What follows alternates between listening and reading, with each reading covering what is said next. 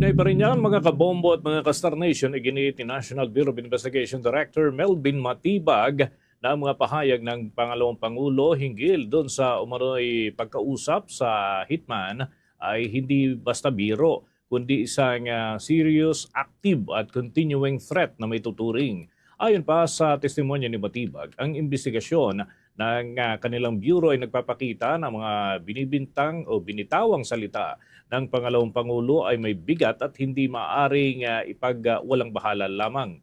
Tinukoy pa ng ahensya ang mga pamantayan sa pagsusuri ng naturang banta, kabilang na yung pattern ng karahasan, bigat ng insidente at kakayahan o kapasidad ng individual na pinanggagalingan nito, pati na yung motibo at identity ng mga taong tinutukoy. Ang Article number 4, mga kabombo, ng impeachment complaint ay nakatuon doon sa umano'y grave threat laban kay Pangulong Ferdinand Bongbong Marcos Jr., First Lady Lisa Araneta Marcos at dating House Speaker Martin Romualdez. Pati na rin sa akusasyon na nag-udyok itong si Vice President Duterte ng sedisyon sa pamamagitan ng kanyang mga pahayag. Bilang huling testigo para sa panig ng prosekusyon ukol sa Article number 4, inaasahan naman ang mga karagdagan pa na pagsisiwalat nitong si Matibag ngayong araw para sa pagtatanong ng panig ng depensa para sa kanyang salaysay. Ang kanyang pagharap, mga kabombo, ay nagpapatibay doon sa inisyal ng mga pahayag ng mga opisyal ng National Bureau of Investigation na dati na hong sumalang dyan sa paglilitis at binibigyang diin ang kahalagahan ng naturang salaysay na hindi lamang retorika kundi isang seryosong banta at patuloy na banta ang dapat na maging trato doon sa mga pahayag nitong si Vice President Sara Duterte.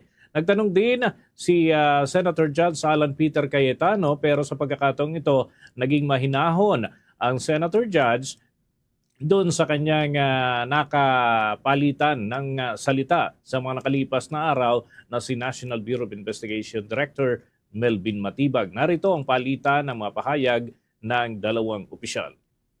Personal, I mean, if you were in the task force or as you said, you created the task force now at duty nyo yung safety ng high government officials, anong process nyo kung anong parts ng video ang paniniwalaan nyo at hindi? Ng statements niya, what I meant.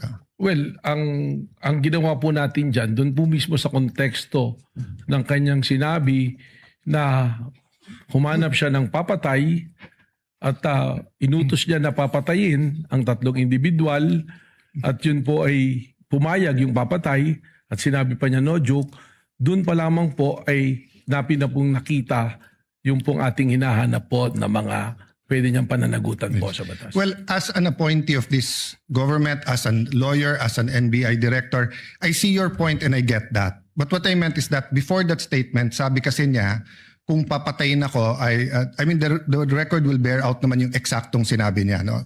So this is my paraphrase. But ang pagkaintindi ko sa sinabi niya, kung papatayin ako, eto yung tatlong papatayin mo. And ang impression ko, pinagbibintangan niya yung tatlo na may plot against her. So yun ang tanong ko dun sa two previous NBI directors. If you're gonna believe that she contracted or talked to, may kausap, no? Siya, if you're gonna believe that may kausap siya at papapatay yung tatlo, will you not believe the previous nung sinabi niyang kung ako naman ang papatayin? Hindi po ganoon sapagkat ang tinignan na nga po natin ay yung kanyang mismong pagbabanta. At sa amin po sa ngayon yung aking pong task force na nag-iimbestiga ay malinaw po na ang tinitingnan ay kung ano na ang nangyari dahil doon sa pagbabanta. Okay. At sinasabi nga po namin dahil po doon sa pagbabanta, ito po ay umabot na doon na po sa level na ang national security nataya na po na kompromiso na. Ginawa niyan, mga kabombo, mga ka-Star Nation, ng mahinahon na palitan ng salita nitong sina Director Melvin Matibag at Senator Judge Alan Peter Cayetano ilang araw matapos ang kanilang palitan ng mga salita na maanghang sa pamamagitan ng internet, mga kabombo at mga ka-Star Nation.